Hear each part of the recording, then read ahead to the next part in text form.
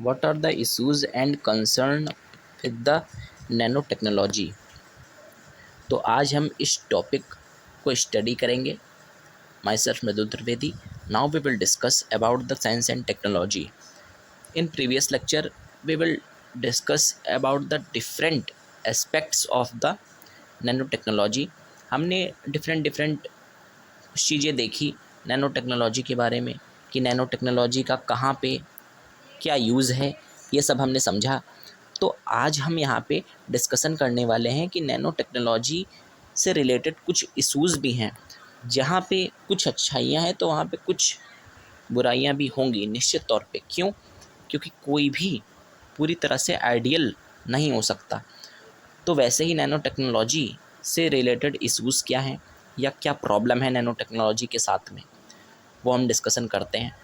So first अगर हम देखें तो हेल्थ रिलेटेड इशू ज़्यादातर देखे जाते हैं नैनो टेक्नोलॉजी में। क्यों?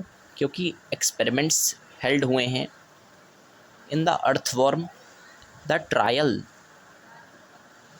अकर्स, सो साइंटिस्ट और डॉक्टर्स ने ये फाइंड आउट किया कि जो नैनो मेडिसिन्स होती हैं उनका साइड इफ़ेक्ट देखा जाता है। कभी कभी क्या होता है कि जो नैनो टेक्नोलॉजी से मेडिसिन्स बनाई जाती हैं वो इंटरफेयर कर जाती हैं कहाँ पे? ब्रेन के फंक्शन में। कैसे?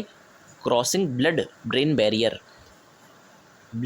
बैरियर होता है, उसे क्रॉस कर जाती हैं नैनो मेडिसिन्स, जिससे क्या होता है जो ब्रेन है वो अच्छे से काम करना बंद कर देता है। ये हेल्थ रिलेटेड इशू है नैनो मेडिसिन का, और ये प्रूफ किया गया है, कन्फर्म किया गया है अर्थवॉर्म में। जो अर्थवॉर्म होता है उसके ऊपर इसका ट्रायल किया गया। अभी ह्यूमंस पे भी ट्रायल किए जा रहे हैं, कैरी ऑन है, लेकिन अर्थवॉर्म में इसका ट्रायल किया गया तो पाया गया कि ब्लड ब्रेन बैरियर ब्रेन में होता है।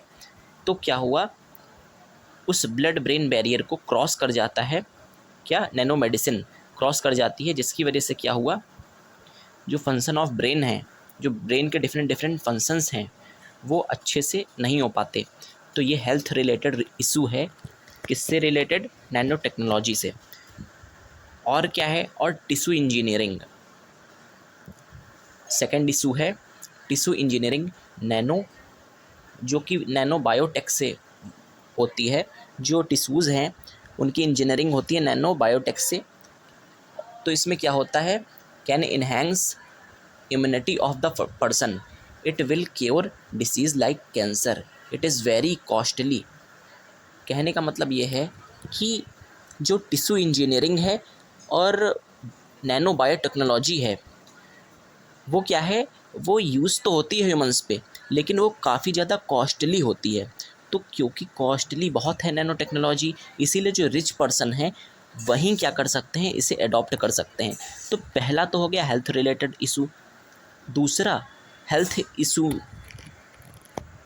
में ही इकोनॉमिकल इशू भी फंस रहा है। वो क्या है कि जो भी नैनो टेक्नोलॉजी का यूज़ करके अपनी बीमारी को दूर भगाना चाहते हैं, क्या है, उनके पास पैसा होना चाहिए। मतलब जब रिच होंगे, काफ़ी वेल्दी होंगे, तो ही क्या कर सकेंगे, अपनी जो बीमारी है वो नैनो टेक्नोलॉजी के ज़रिए हटा सकते हैं। लेकिन अब उसके लिए क्या है, अब ये हमारा कंसर्न बन जाता है, इशू बन जाता है नैनो टेक्नोलॉजी का। क्यों? क्योंकि ये काफ़ी ज़्यादा कॉस्टली होती है। सेकंड इशू क्या है, environment related concern. Nanotechnology क्या करती है, हमारी डिफरेंट लाइफ के एरियाज़ को इफ़ेक्ट करेगी। So it may lead to nano pollution. अब जो नैनो पोल्यूशन है उसे भी क्रिएट करेगी कौन? Nano technology. तो नैनो टेक्नोलॉजी क्या करेगी, जब डिफरेंट एरियाज़ में लाइफ की आएगी हमारे, नैनो टेक्नोलॉजी मतलब फ्यूचर टेक्नोलॉजी। तो फ्यूचर टेक्नोलॉजी जब हमारे या नैनो टेक्नोलॉजी जब हमारी लाइफ में आएगी तो क्या होगा, डिफरेंट रीजन्स में नैनो टेक्नोलॉजी का हम यूज़ करेंगे, और इट में लीड पोल्यूशन ऑल्सो। तो क्या करेगी, पोल्यूशन, हमारी लाइफ में वैसे भी इतना ज़्यादा पोल्यूशन है इधर उधर, फिर एक और नई टेक्नोलॉजी आ जाएगी तो क्या होगा, और ज़्यादा पोल्यूशन बढ़ जाएगा। कहाँ पे, हमारी सोसाइटी में। तो ये कुछ ऐसे कंसर्न्स हैं जो कि नैनो टेक्नोलॉजी से रिलेटेड हैं, ऐसे इश्यूज़ हैं जो कि नैनो टेक्नोलॉजी से रिलेटेड हैं। Thank you.